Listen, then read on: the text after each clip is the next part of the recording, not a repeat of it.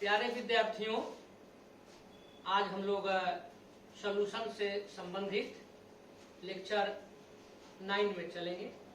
9th lecture की शुरुआत किया जाए। पिछले क्लास में आपने इक्विवेलेंट वेट निकालना सीखा था।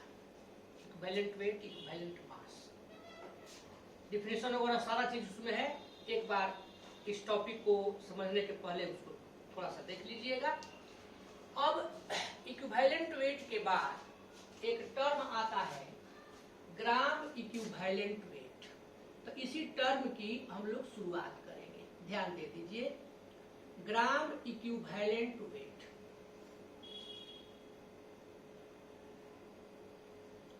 ग्राम इक्विवेलेंट वेट को हम लोग ग्राम इक्विवेलेंट मास भी कह सकते हैं। जैसे आप लोगों को बताया था कि इक्विवेलेंट वेट, इक्विवेलेंट मास, तो ग्राम इक्विवेलेंट वेट चाहे ग्राम इक्विवेलेंट मास। अब इसके साथ ही साथ आपको लेकर के चलना है ग्राम इक्विवेलेंट्स।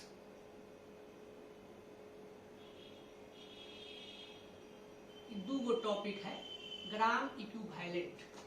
ग्राम इक्विवेलेंट को इक्विवेलेंट मोल्स के नाम से भी जाना जाता है।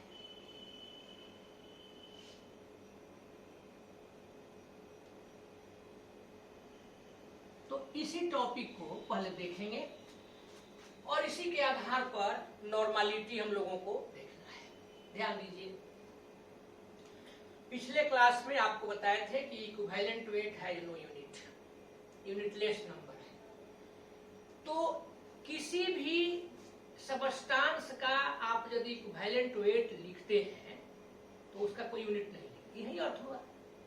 लेकिन अगर आप उसको ग्राम में लिख देते हैं तो उस स्थिति में उसे हम लोग ग्राम इक्विवेलेंट वेट कहते हैं। जैसे देखिए, यहां पर हम लोग ले लिए इक्विवेलेंट वेट, शॉर्ट में कर देते हैं equivalent weight of NaOH।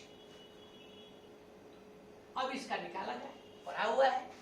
NaOH एक बेस है, तो किसी भी बेस का इक्विवेलेंट वेट क्या होता है? Molar mass by N factor. N factor के जगह पर बेस है तो उसकी एसिडिटी, इसकी एसिडिटी एक है, OH एगो है, तो मोलर मास इसका हुआ 23, सोडियम का 23, ऑक्सीजन का 16 + 1, ये हो गया मोलर मास। This is 40। अब इसके बेस है तो एसिडिटी तो कितनी है? 1, तो इसका इक्विवेलेंट वेट हो गया ओनली 40, इक्विवेलेंट वेट। यहां पर अब यही चीज हम लोग देख लिए थे, अब निकालना है। देखिए, ग्राम इक्विवेलेंट वेट ऑफ NaOH, तो ये आपका हो जाएगा 40 ग्राम। यही ग्राम इक्विवेलेंट वेट जब कह दिया गया तो ग्राम इक्विवेलेंट वेट हो गया 40 ग्राम। क्लियर? किसी सबस्टांस का इक्विवेलेंट वेट सपोज कीजिए 100 है, तो when equivalent weight is 100 then gram equivalent weight is 100 gram, और कुछ नहीं। यही दिमाग में रखना है। तो जब किसी भी सबस्टांस के इक्विवेलेंट वेट को ग्राम में एक्सप्रेस करते हैं तो उसे ग्राम इक्विवेलेंट वेट चाहे ग्राम इक्विवेलेंट मास कहते हैं। और उसी वह 1 ग्राम इक्विवेलेंट के इक्वल होता है। उसी को 1 ग्राम इक्विवेलेंट चाहे ग्राम इक्विवेलेंट कहा जाता है। जैसे अब यहाँ पर हो जाएगा, देखिए, देयरफॉर, यहाँ भी देयरफॉर हो गया 1 ग्राम इक्विवेलेंट। यहाँ हम लोग लिख दिए 1 ग्राम इक्विवेलेंट NaOH, तो बस ये आपका हो गया 40 ग्राम NaOH। 1 वही इक्विवेलेंट मोल के इक्वल होगा, यही चीज। तो 1 इक्विवेलेंट मोल, यहाँ पर देखिए हम लोग लिख दिए 1 equivalent mole NaOH, this is 40 gram NaOH। यही तो होता है, when equivalent weight of a substance is expressed in gram, it is called gram equivalent wait और ग्राम इक्विवेलेंट मास और ग्राम इक्विवेलेंट, उसी को ग्राम इक्विवेलेंट भी कहा जाता है। 1 ग्राम इक्विवेलेंट 1 इक्विवेलेंट मोल के इक्वल होता है। तो चलिए डिफिनेशन हम लिख दें। When equivalent wait of a substance is expressed in gram, it is called gram equivalent weight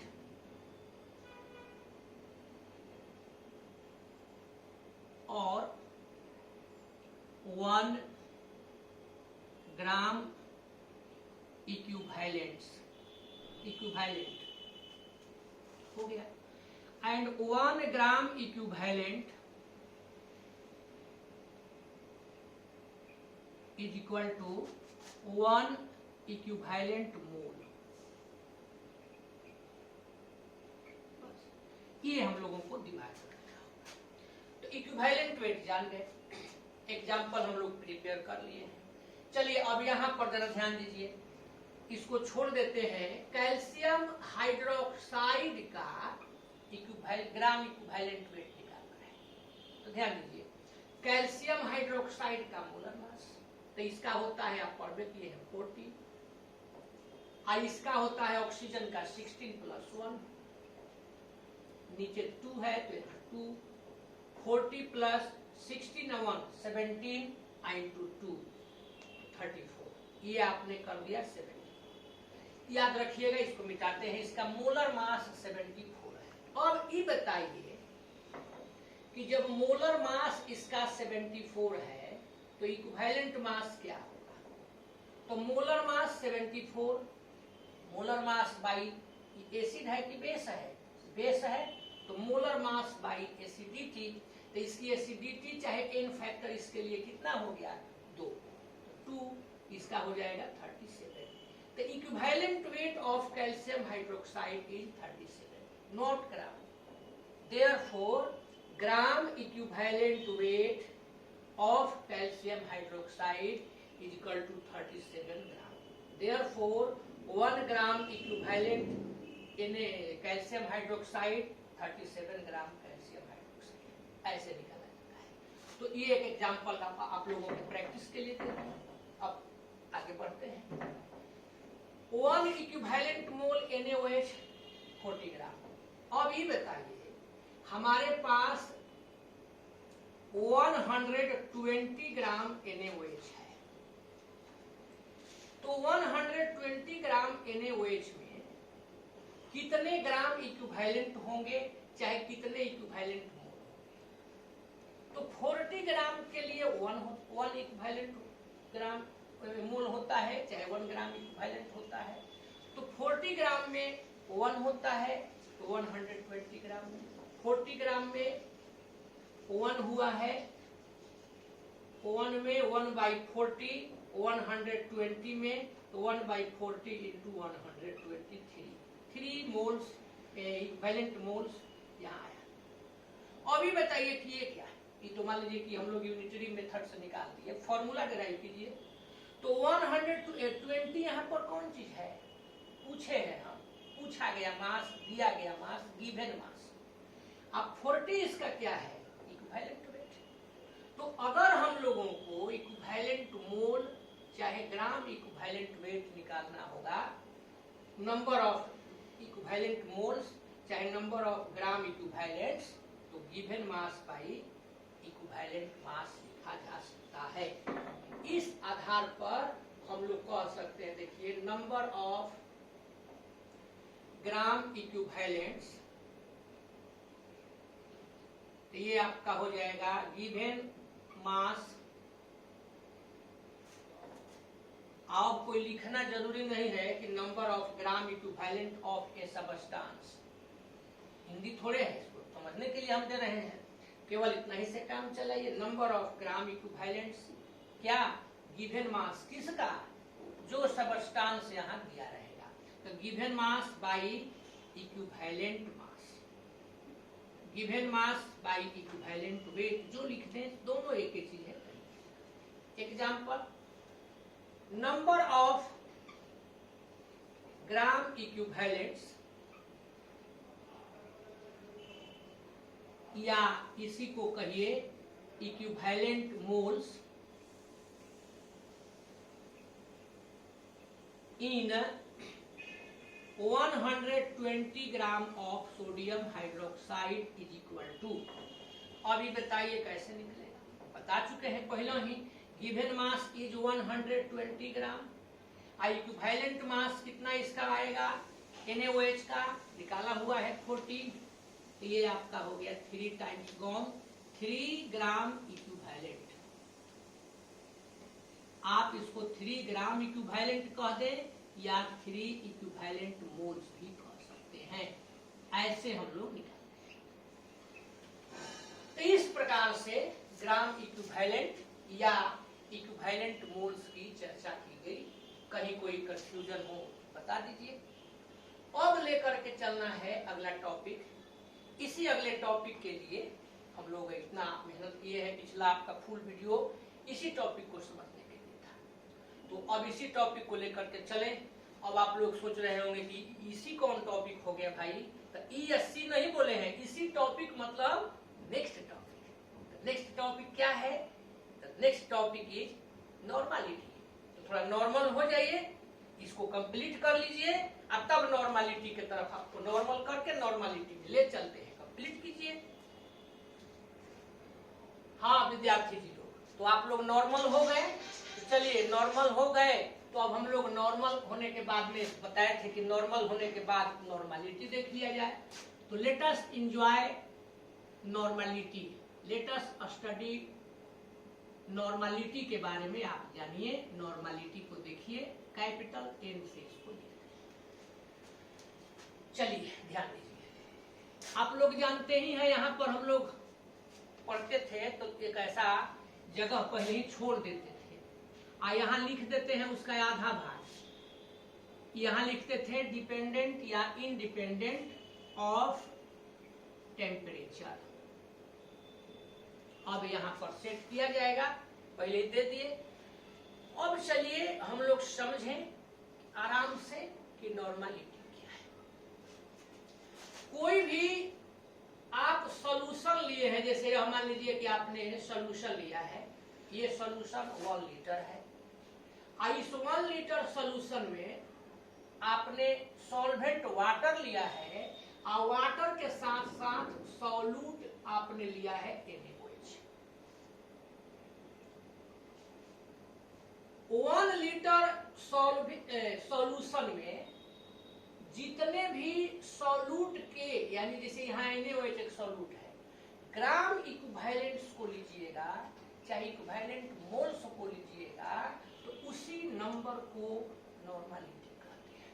the number of gram equivalents of, चाहे the number of equivalent moles of solute dissolved in 1 liter of solution is called normality. The number of gram equivalents of solute, gram equivalent के जगह पर हम लोग यह भी लिख सकते हैं इक्विवेलेंट मोल्स, इक्विवेलेंट मोल्स। तब आगे बढ़ते हैं। Of solute dissolved in 1 liter of solution is called normality. हो गया। ऐसा ही एगो मिलता जुलता कुछ पहले मिला था जी, यहाँ हम केवल ग्राम इक्विवेलेंट कह देते हैं, और वहां मोल शायद कहे थे आप लोग कि the number of moles solute dissolved in 1 liter of solution is called molarity. Molarity, तो ये मोलारिटी था, ये मोलारिटी नहीं है, ये नॉर्मालिटी है। आपको थोड़ा सा नॉर्मल करके चलना है इसमें अपने आप को। वहां गुस्सा में चल सकते हैं, यहाँ नॉर्मल होके चलिए। तो दोनों में ध्यान दीजिए, मोलारिटी में और नॉर्मालिटी में यही अंतर है। सोल्यूशन दोनों का 1 लीटर पर होगा, लेकिन जब नंबर ऑफ मोल्स लीजिएगा सॉल्यूट का तो उसको मोलारिटी कहिएगा, और जब नंबर ऑफ इक्विवेलेंट मोल्स लीजिएगा दैट इज ग्राम इक्विवेलेंट्स तो उसको क्या कहिएगा, नॉर्मालिटी कहिएगा। क्लियर हुआ? कोई दिक्कत? ध्यान दीजिए। अब ये पहले बताइए, यहाँ का हम काम पूरा कर दें कि डिपेंडेंट ऑफ टेम्परेचर की इंडिपेंडेंट ऑफ, ये बेचारा वॉल्यूम पर डिपेंड कर रहा है, वॉल्यूम है तो इसलिए यहाँ पर वॉल्यूम जब हो गया तो डिपेंडेंट हो गया, तो ये होता है डिपेंडेंट ऑफ टेम्परेचर। इसको हम मिटा देते हैं। नॉर्मालिटी के बारे में बोलबे किए थे, it is denoted by in and expressed in. अब आप लोग ये बताइए इसका यूनिट क्या होगा, तो कुछ यूनिट में सोचना नहीं है। The number of gram equivalents are dissolved in 1 litre of solution. तो 1 लीटर के माने वॉल्यूम, तो ग्राम इक्विवेलेंट पर लीटर, वहां लिखते थे तो gram equivalent per litre, equivalent mole per litre या केवल इक्विवेलेंट पर लीटर। तो इट इज एक्सप्रेस्ड इन, देखिए ध्यान दीजिए, ग्राम इक्विवेलेंट पर लीटर और इक्विवेलेंट मोल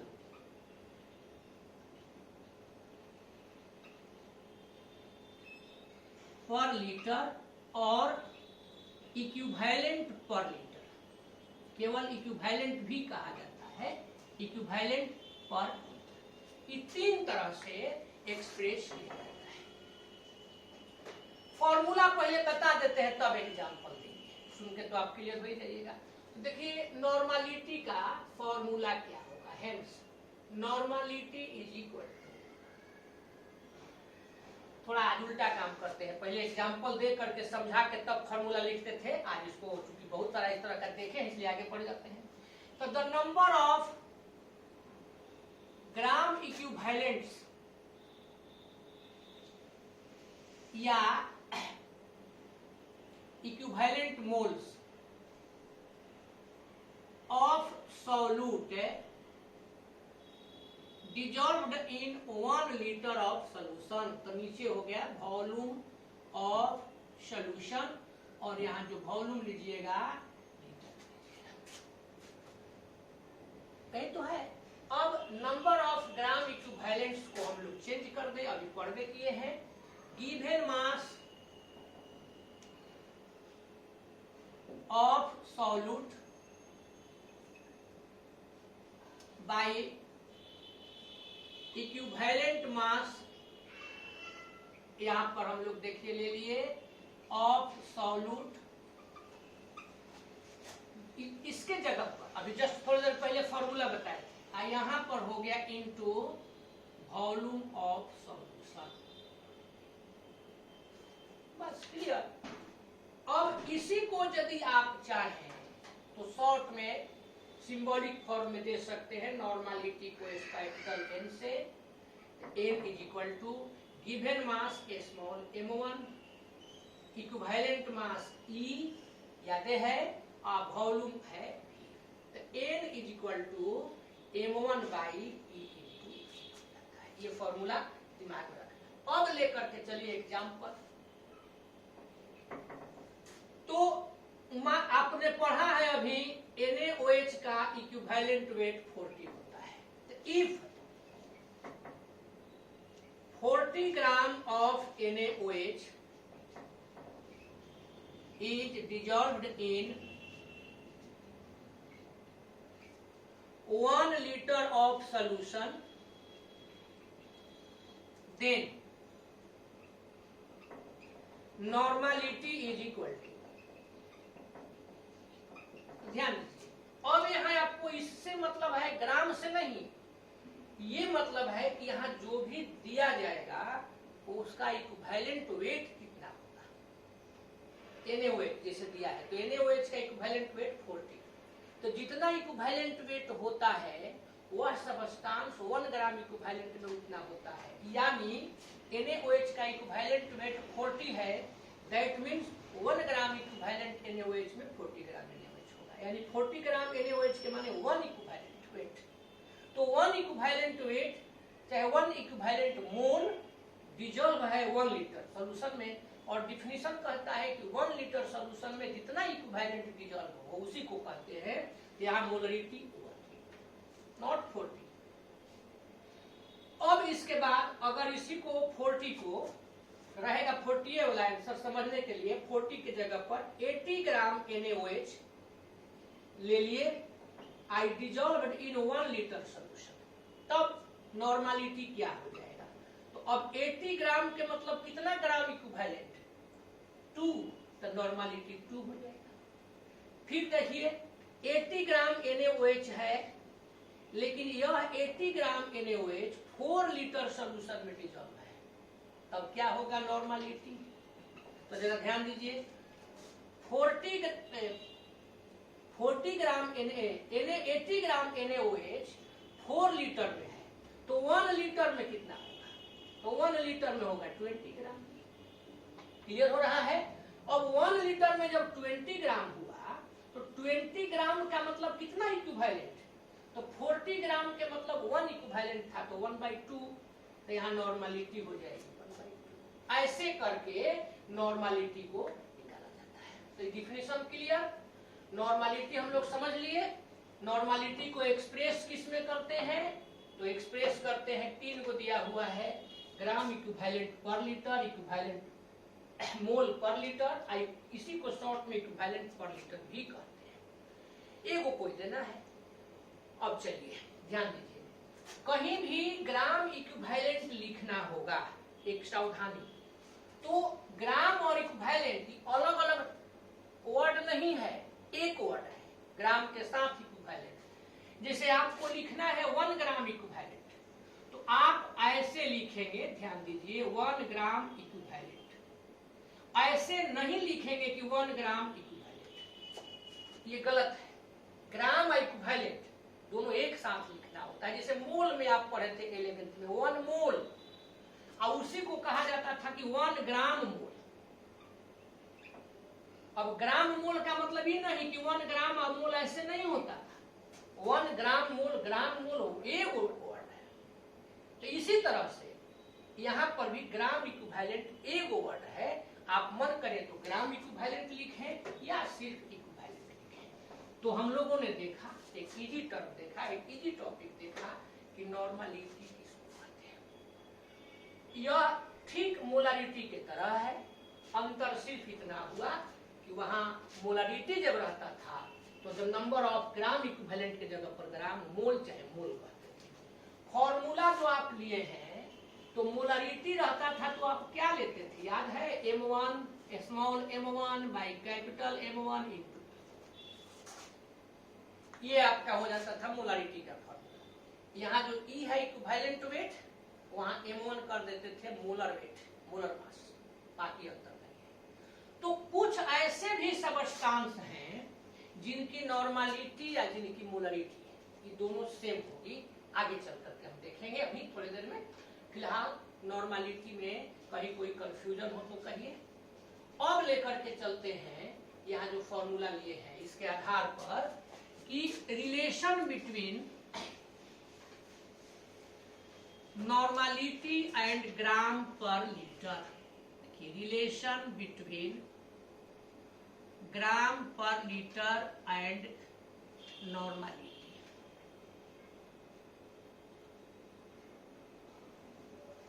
यही हम लोगों को लेकर के चलना है, कुछ नहीं है, बस थोड़ा सा ध्यान दे देते हैं। ग्राम पर लीटर के जगह पर आप पढ़े थे m1/v, याद है ना? ग्राम पर लीटर सबसे पहले पढ़ाए थे, बताए थे आप लोगों को कि given mass by volume in litre, तो ग्राम पर लीटर m1/v।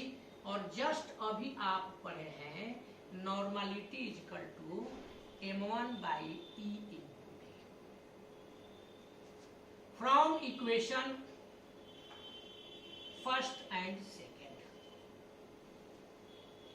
अब फर्स्ट एंड सेकेंड यहां पर इक्वेशन हम ले लिए, तो फर्स्ट एंड सेकेंड से देखिए n के जगह पर n और m1/v के जगह पर ग्राम पर लीटर, m1/v के जगह पर बच क्या गया e, तो नॉर्मलिटी इससे भी निकलता है, और ग्राम पर लीटर यदि निकालना हो तो n इंटू e हो जाता है। ये सब फॉर्मूला है, दिमाग में रखना चाहिए। ऐसे लेकर के हम लोग चलते हैं। तो ये आपने सिंपली नॉर्मलिटी सीख लिया, कहीं कोई कंफ्यूजन हो तो आपको पूछना है। अब नॉर्मलिटी को कंप्लीट करने के बाद अगला टॉपिक है नॉर्मलिटी से रिलेटेड, नॉर्मलिटी ऑफ डाइल्यूशन। देखिए सब मोलारिटी के ही जैसा है, नॉर्मलिटी ऑफ डाइल्यूशन। मोलारिटी वाला टॉपिक में थोड़ा बहुत आप लोगों को हंसा के बताए थे, चीनी वाला एग्जांपल शुगर का दिए थे। डाइल्यूशन का मतलब हुआ उसमें और वाटर मिला दीजिए, ये पढ़ा हुआ है, सेम वही चीज है, लेकिन हम लोग समझ ले। यहाँ आप कोई देखिए वेसल बर्तन आपने एक ले लिया, उसमें एक सॉल्यूशन आप बनाए हुए हैं, सॉल्यूट कोई लिए हुए हैं, सॉल्यूट सेम होगा। उस सॉल्यूट की जो भी आपने इसमें सॉल्यूट लिया है नॉर्मलिटी n1 है, वहां कहते थे कि मोलरिटी m1 है, और इसका वॉल्यूम v1 है। अब आप इसमें वाटर ऐड कर दिए, माने इसको डाइल्यूट कर दिए, आइडिंग वाटर। ये आपका हो गया बिफोर डाइल्यूशन, ये हो गया आफ्टर डाइल्यूशन। इसमें वाटर मिला के इसको डाइल्यूट कर दिए। अब मान लिया जाए कि जब आप वाटर मिला करके कर दिए तो इसकी नॉर्मलिटी हो गई n2 और वॉल्यूम हो गया, तो एक्सप्लेन वहां हम किए थे कैसे होता है, तो ये आपका रिजल्ट आ जाएगा n1v1 is equal to n2v2। Solute same, number of moles of solute वहां कहते थे, यहाँ number of gram equivalent of solute कहा गया है। तो इस तरह से हम लोग नॉर्मलिटी ऑफ डाइल्यूशन निकालते हैं, कोई खास इसमें नहीं था। अब लेकर के चलते हैं, देखिए वहां आप पढ़े थे नॉर्मलिटी ऑफ मिक्सचर्स।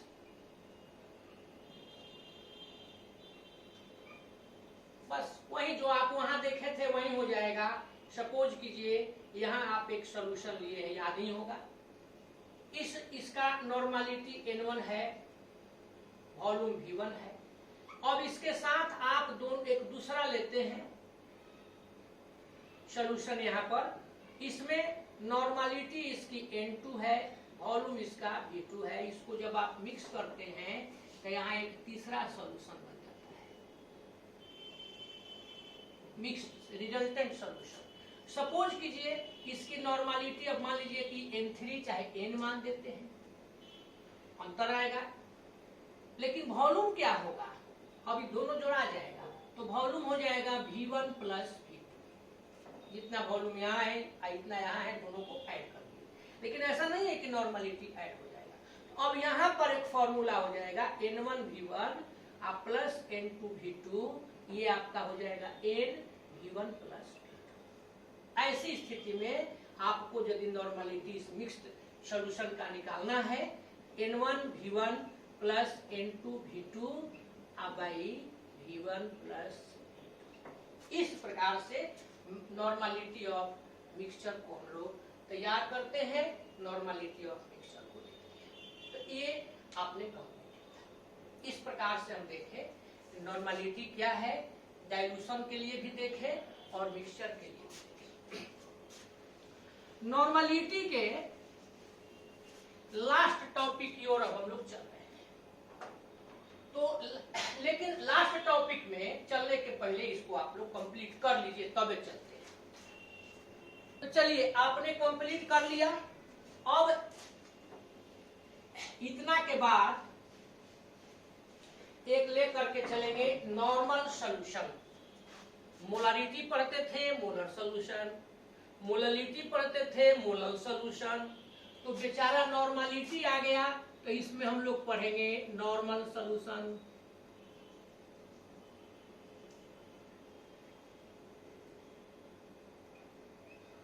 इसी को शॉर्ट में कहते हैं एन सॉल्यूशन।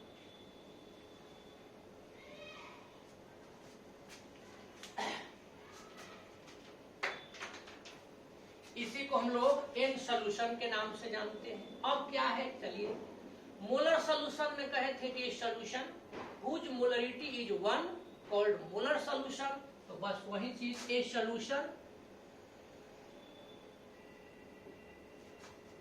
हुज नॉर्मलिटी, अब यहां पर कह देंगे normality is 1 called normal solution. चलिए एग्जांपल लीजिए। इक्विवेलेंट वेट ऑफ NaOH, ये आपका होता है 40। अभी निकाले थे 1 gram equivalent weight of NaOH, तो 40 ग्राम। तो अब यहां पर हो गया, देखिए कि 1 ग्राम इक्विवेलेंट NaOH, तो ये आपका हो गया 40 ग्राम NaOH। अब आप 1 लीटर सॉल्यूशन में 40 ग्राम NaOH डिजॉल्व कर दीजिए। On dissolving 40 gram of NaOH in 1 liter of solution, normality will be, चलिए ध्यान दे दीजिए, नॉर्मलिटी इज, तो 1 लीटर सोल्यूशन में 40 ग्राम आपने डिजॉल्व किया है, मतलब वही चीज 1 ग्राम इक्विवेलेंट डिजॉल्व किया है, तो 1 लीटर में नंबर ऑफ ग्राम इक्विवेलेंट 1 है, इसलिए यह सोल्यूशन, इसकी नॉर्मलिटी 1 होगी। आज जब 1 होगी तो therefore solution will be normal solution. यही जो हम लोग सॉल्यूशन प्राप्त किए, इस सॉल्यूशन को नॉर्मल सॉल्यूशन कहेंगे। इसी प्रकार से होता है, आपने पढ़ा है सेमी नॉर्मल सॉल्यूशन, शॉर्ट में इसको n/2 सॉल्यूशन। इसकी जो नॉर्मलिटी है वह 1/2। पेंटी नॉर्मल सॉल्यूशन,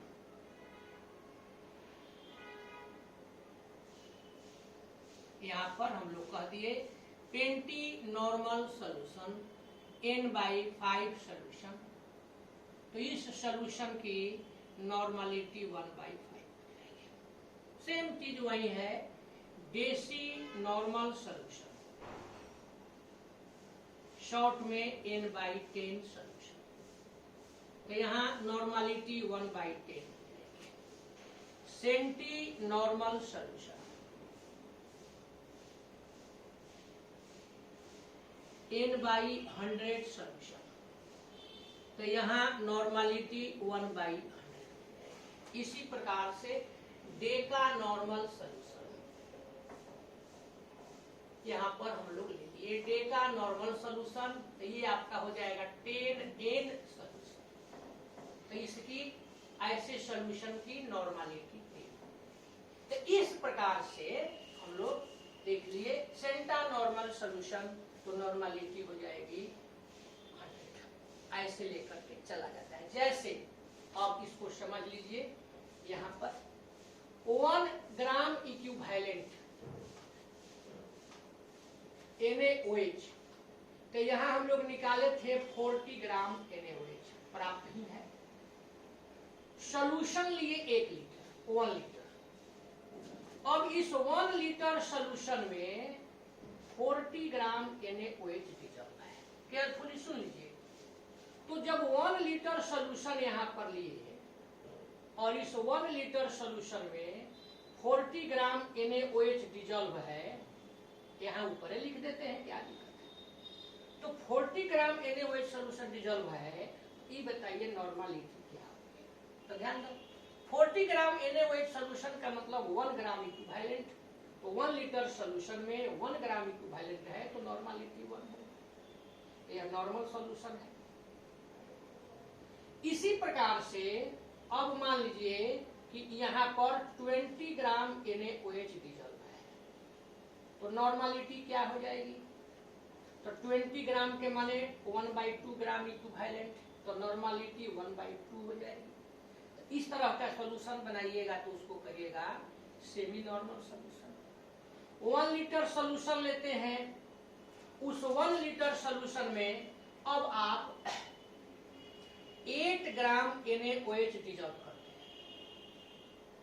तो जब 8 ग्राम NaOH डिजल्व करते हैं, ध्यान दीजिए, तो 40 ग्राम के माने 1 ग्राम इक्विवेलेंट, 8 ग्राम के माने 1/5, तो इसमें 1/5 ग्राम इक्विवेलेंट डिजल्व है, तो इसकी नॉर्मलिटी हो जाएगी 1/5। चूंकि इसकी नॉर्मलिटी 1/5 हो गई, तो इसलिए यह क्या कहलाएगा, यह कहलाएगा पेंटी नॉर्मल सॉल्यूशन। अब चलते हैं आगे। 1 लीटर सॉल्यूशन है और उस 1 लीटर सॉल्यूशन में 0.4 ग्राम पहले लेते हैं। 1 लीटर सॉल्यूशन है और उस 1 लीटर सॉल्यूशन में 4 ग्राम NaOH डिजल्व है। तो जब 4 ग्राम NaOH डिजल्व है तो नॉर्मलिटी क्या होगी। तो 40 ग्राम के माने इक्विवेलेंट नंबर ऑफ इक्विवेलेंट की संख्या 1 होती है, तो 4 ग्राम में 1/10 हो जाएगा। तो नॉर्मलिटी यहाँ पर 1/10। तो जिस सॉल्यूशन की नॉर्मलिटी 1/10 हो उसको क्या कहते हैं, देसी नॉर्मल सॉल्यूशन। अब देखिए सॉल्यूशन आपका 1 लीटर ही है, लेकिन इस 1 लीटर सॉल्यूशन में 0.4 ग्राम NaOH डिजल्व है। तो 0.4 ग्राम जब NaOH डिजल्व है, तो अब इसकी नॉर्मलिटी क्या होगी, यहाँ पर बता देना है। तो चूंकि 40 ग्राम के मतलब normality 1, sorry gram equivalent 1, normality भी 1, लेकिन हमको ग्राम इक्विवेलेंट पूछना था। तो 40 ग्राम में ग्राम इक्विवेलेंट 1 है, तो 0.4 में ग्राम इक्विवेलेंट 1/100 है। यानी 1 लीटर सॉल्यूशन में 1/100 ग्राम इक्विवेलेंट डिजल्व है सोल्यूट, तो नॉर्मलिटी 1/100 हो गया। इसलिए यह एक कैसा सॉल्यूशन है, सेंटी नॉर्मल सॉल्यूशन है। अब मान लीजिए 1 लीटर सॉल्यूशन में हमने 400 ग्राम NaOH को डिजल्व कर दिया है, तो नॉर्मलिटी क्या है। तो इसकी नॉर्मलिटी अब इतना बार बता चुके हैं तो आप लोग जानिए गए हैं, 10 हो जाएगा। तो जब नॉर्मलिटी 10 हो जाएगा तो यह सॉल्यूशन भी कैसा सॉल्यूशन कहलाएगा, यह सॉल्यूशन डेका नॉर्मल सॉल्यूशन कहलाएगा। तो ये एग्जांपल समझने के लिए है, इसको कोई लिखना जरूरी नहीं है। यहाँ पर टोटल के लिए एग्जांपल हो गया, केवल समझने के लिए। फेयर वे इसको नोट में इसको नहीं लिखना है।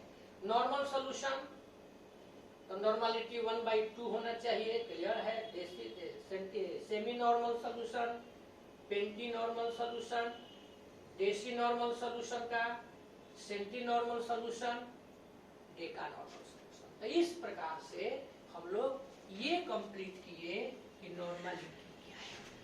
अगले क्लास में अब चलेंगे नॉर्मलिटी और मोलरिटी दोनों के बीच में क्या रिलेशन है, इसको समझते हुए दोनों से रिलेटेड न्यूमेरिकल्स बनाया जाएगा और न्यूमेरिकल्स बना दिया जाएगा। तो ये टॉपिक आपका जो आप लेकर के चल रहे थे कंसंट्रेशन टर्म्स, तो ये आपका कंसंट्रेशन टर्म्स कंप्लीट होगा।